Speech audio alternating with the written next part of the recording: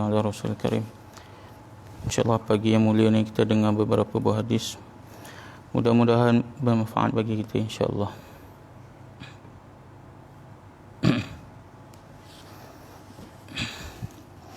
An Nabi Hurairah radhiyallahu anhu qala Rasulullah sallallahu alaihi wasallam man qara'a 10 ayatin fi lailatin lam yuktab minal ghafilin. Sayyidina Abu Hurairah radhiyallahu anhu berkata, Rasulullah sallallahu alaihi wasallam bersabda, sesiapa yang membaca 10 ayat dalam satu malam tidak akan ditulis dalam kalangan orang-orang yang lalai daripada beribadah kepada Allah.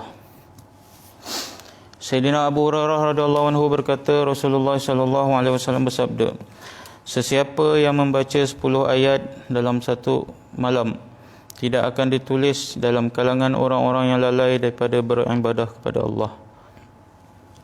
An Nabi Hurairah radhiyallahu anhu qala Rasulullah sallallahu alaihi wasallam man qara fi lailatin mi'ata ayatin kutiba minal qanitin.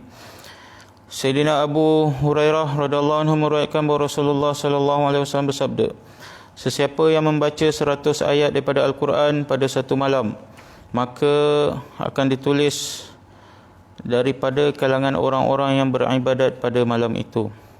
Sayyidina Abu Hurairah radhiyallahu anhu meriwayatkan bahawa Rasulullah sallallahu alaihi wasallam bersabda, sesiapa yang membaca 100 ayat daripada Al-Quran pada satu malam, maka akan ditulis daripada kalangan orang-orang yang beribadat pada malam itu.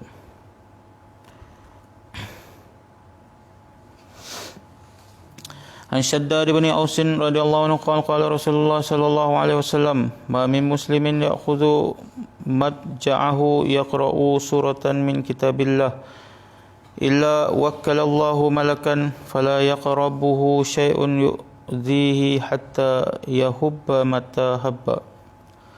Sayyidina Shaddad bin Aus berkata, Rasulullah sallallahu alaihi wasallam bersabda, sesiapa sahaja orang Islam yang pergi ke tempat tidurnya lalu membaca satu surah daripada mana-mana surah Al-Quran, maka Allah Subhanahu wa taala akan menentukan satu malaikat untuk memeliharanya hingga tidak ada satu pun perkara yang menyakitinya, tidak ada satu perkara yang menyakiti boleh menghampirinya sehinggalah dia bangun.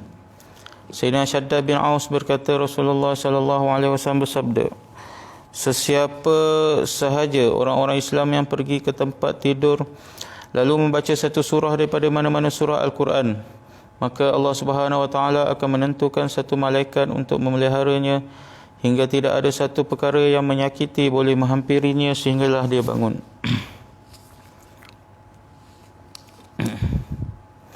An Ibn Abbas radhiyallahu anhu qala baina Jibrilu qa'idun 'inda an-nabi sallallahu alaihi wasallam sami'a naqidan min fawqihi fa rafa'a ra'sahu fa qala hadha babun min as-sama' futiha al-yawma lam yuftah qattu illa al-yawm fa nazala minhu al-malak fa qala hadha malakun nazala ila al-ardi lam yanzil qattu illa al-yawm fasallama wa qala abashir binuraini utitahuma lam yu'tahuma nabiyyun qablak fatihatul kitab wa khawatimu suratil baqarah lan taqra biharfin minhuma illa u'titah. Sayyidina Abdullah bin Abbas radhiyallahu anhu Sayyidina Abdullah bin Abbas radhiyallahu anhu meriwayatkan bahawa pada suatu ketika Jibril alaihi salam sedang duduk bersama Nabi sallallahu alaihi wasallam. Tiba-tiba kedengaran suara dari langit. Lalu Jibril alaihi salam telah mengangkat kepalanya ke atas dan berkata, satu pintu di langit telah dibuka pada hari ini yang tidak pernah dibuka sebelum ini. Menerusi pintu itu seorang malaikat yang tidak pernah turun ke dunia sebelum ini telah turun. Malaikat itu pun datang lalu memberi salam dan berkata, bergembiralah dengan dua nur yang telah diberikan kepada Tuhan yang belum pernah diberikan kepada mana-mana Nabi sebelum Tuhan, iaitu surah Al-Fatihah dan 2 ayat terakhir daripada surah Al-Baqarah. Mana-mana perkataan daripada kedua-duanya yang Tuhan baca, maka pasti Tuhan akan mendapat ganjarannya.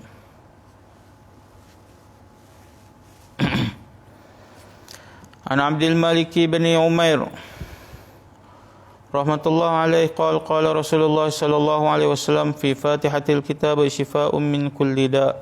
Hadrat Abdul Malik bin Umair berkata Rasulullah sallallahu alaihi wasallam bersabda, dalam surah Fatihah terdapat penawar untuk segala penyakit. Hadrat Abdul Malik bin Umair berkata Rasulullah sallallahu alaihi wasallam bersabda, dalam surah Al-Fatihah terdapat penawar untuk segala penyakit. An Abi Hurairah radhiyallahu anhu Rasulullah sallallahu alaihi wasallam qala idza qala ahadukum amin wa qalatil malaikatu fis sama amin faqat ihdahuma al-ukhra ghufira lahu ma taqaddama min dhanbihi. Sayyidina Abu Hurairah radhiyallahu anhu meriwayatkan bahawa sesungguhnya Rasulullah sallallahu alaihi wasallam bersabda, apabila sesiapa daripada kamu mengatakan amin di akhir surah Fatihah, maka pada masa itu para malaikat di langit juga akan berkata amin. Jika aminnya bertepatan dengan amin para malaikat, maka semua dosanya yang telah lalu akan diampunkan. Sayyidina Abu Hurairah radhiyallahu anhu meriwayatkan bahawa sesungguhnya Rasulullah sallallahu alaihi wasallam bersabda, apabila sesiapa daripada kamu mengatakan amin di akhir surah Fatihah, maka pada masa itu para malaikat di langit juga akan berkata amin. Jika aminnya bertepatan dengan amin para malaikat, maka semua dosanya yang telah lalu akan diampunkan. An Abi Hurairah radhiyallahu anhu Rasulullah sallallahu alaihi wasallam qala, la taj'alu buyutakum maqabir. Inna asy-syaitana yanfiru minal baiti alladhi tuqra'u fihi suratul Baqarah. Sayyidina Abu Hurairah meriwayatkan bahawa sesungguhnya Rasulullah sallallahu alaihi wasallam bersabda, janganlah kamu jadikan rumah-rumah kamu seperti kuburan, yakni makmurkanlah rumah kamu dengan zikrullah. Sesungguhnya syaitan akan lari dari rumah yang dibacakan surah Al-Baqarah. Sayyidina Abu Hurairah radhiyallahu anhu meriwayatkan bahawa sesungguhnya Rasulullah sallallahu alaihi wasallam bersabda, janganlah kamu jadikan rumah-rumah kamu seperti kubur, yakni makmurkanlah rumah kamu dengan zikrullah. Sesungguhnya syaitan akan lari dari rumah yang dibacakan surah Al-Baqarah. Ya, alhamdulillah kita telah dengar beberapa buah hadis mengenai kelebihan baca Al-Quran dan kelebihan beberapa buah surah dan potongan ayat. Mudah-mudahan kita dapat ambil iktibar amal dan sampaikan insya-Allah. Subhanallah bihamdihi subhanakallah. Asyhadu